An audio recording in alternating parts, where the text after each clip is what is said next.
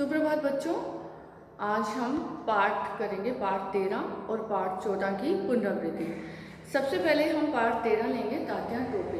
यह एक एकांकी है और इसके दृश्य को 3 दृश्यों में इसको बांटा गया है। इसको 3 दृश्यों में बांटा गया है। सबसे पहले दृश्य में आता है कि राव साहब और तात्या टोपे विचार विमर्श करते हैं स्वतंत्रता के बारे में। स्वतंत्रता कैसे प्राप्त की जानी है, तो आपस में विचार विमर्श करते हुए राव साहब कहते हैं कि हमें राजाओं और जनता का सहयोग चाहिए, जिसके लिए हमारी शक्ति हमारे पास दुगनी हो जाए।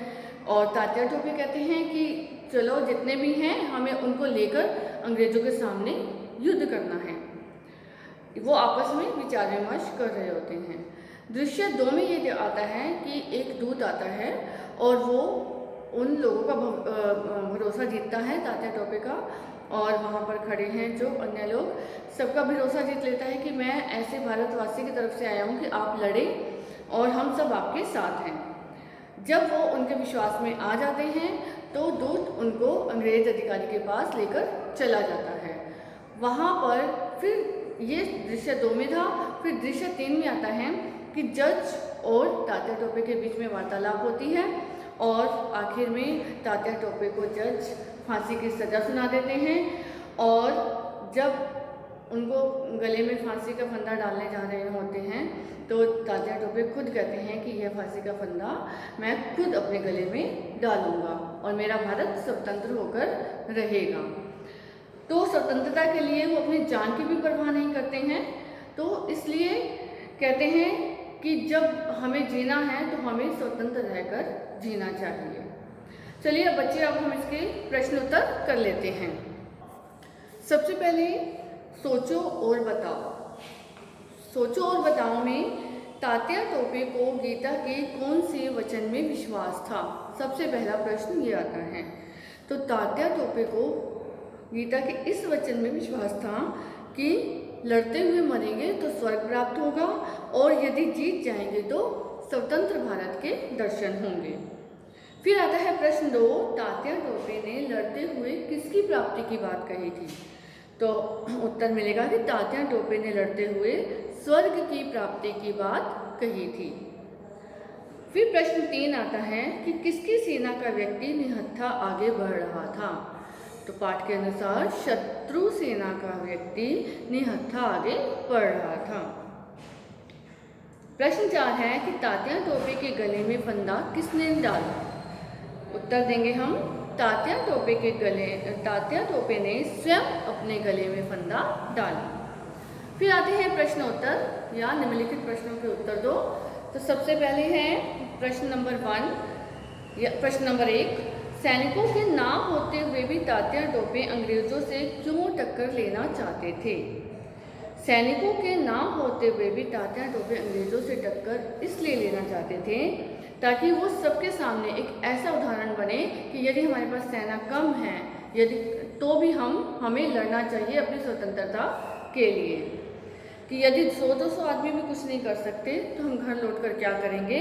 इससे अच्छा है कि हम स्वतंत्र भारत के लिए लड़ें, चाहे हमें इसके लिए प्राणों की बाजी क्यों ना देनी पड़े। प्रश्न 2 आता है कि सरदार को क्यों लगता था कि वो असफल हो जाएंगे? सरदार के अनुसार हम उत्तर देंगे कि अंग्रेजी सरकार का राज्य था, कई राजाओं को अंग्रेजों ने अपने अधीन किया हुआ था, तो जो उनके पक्ष में थे, अब जाहिर है कि अगर राजा उनके पक्ष में है तो उनकी सेना भी उनके पक्ष में होगी और सेना भारतीय ही होती है जो राजाओं के पास थी। इस कारण भारतीयों में एकता नहीं थी। अब कुछ भारतीय उधर थे और कुछ सेना थी वो भी काफ़ी भारतीय थी। इसी एकता के अभाव के कारण सरदार को लगता था कि वे असफल हो जाएंगे। प्रश्न 3 आता है कि तात्या टोपे भारतीय जनता का सहयोग क्यों चाहते थे? तात्या टोपे भारत को स्वतंत्र कराने के लिए भारतीय जनता का सहयोग चाहते थे। फिर आता है प्रश्न 4, सैनिकों के हतोत्साहित होने का क्या कारण था? तो उत्तर देंगे हम, कई दिनों से भागते भागते सेना थक गई थी। सफलता प्राप्त ना होते देख सैनिक हतोत्साहित हो गए थे या निराश हो गए थे। सेना भागते भागते काफ़ी थक गई थी और उन्हें सफलता की कोई आशा दिखाई नहीं दे रही थी, कारण वो हतोत्साहित थे। प्रश्न 5, तात्या टोपे के हार मानने का क्या कारण था? उत्तर देंगे कि शत्रु सेना के दूत ने तात्या टोपे के सामने खुद को सच्चा देशभक्त बताया। जब तात्या टोपे को उस पर विश्वास हो गया तो उस दूत ने धोखा दिया और धोखा देकर वो अंग्रेज अधिकारी के पास ले गया। अब क्योंकि वो दूत भारतीय ही था तो उन्हें ये लगा कि भारतीयों ने ही भारतीयों का साथ नहीं दिया, तो दूत द्वारा धोखा दिए जाने के कारण तात्या टोपे ने अपनी हार मान ली। प्रश्न 6 है कि राव साहब पेशवा युद्ध को क्यों टालना चाहते थे? राव साहब जानते थे कि उनकी शक्ति कम है और वो कुछ समय चाहते थे ताकि वो राजाओं और जनता से संपर्क स्थापित कर सकें, और इसी कारण वो चाहते थे कि युद्ध अभी कुछ समय के लिए टल जाए, और इसके लिए सबसे ज़्यादा क्या ज़रूरत थी? उनको समय की आवश्यकता थी कि उनसे बात कर सकें, और वो इस समय इसलिए युद्ध नहीं चाहते थे। अब हम इसका पुस्तक कार्य करेंगे।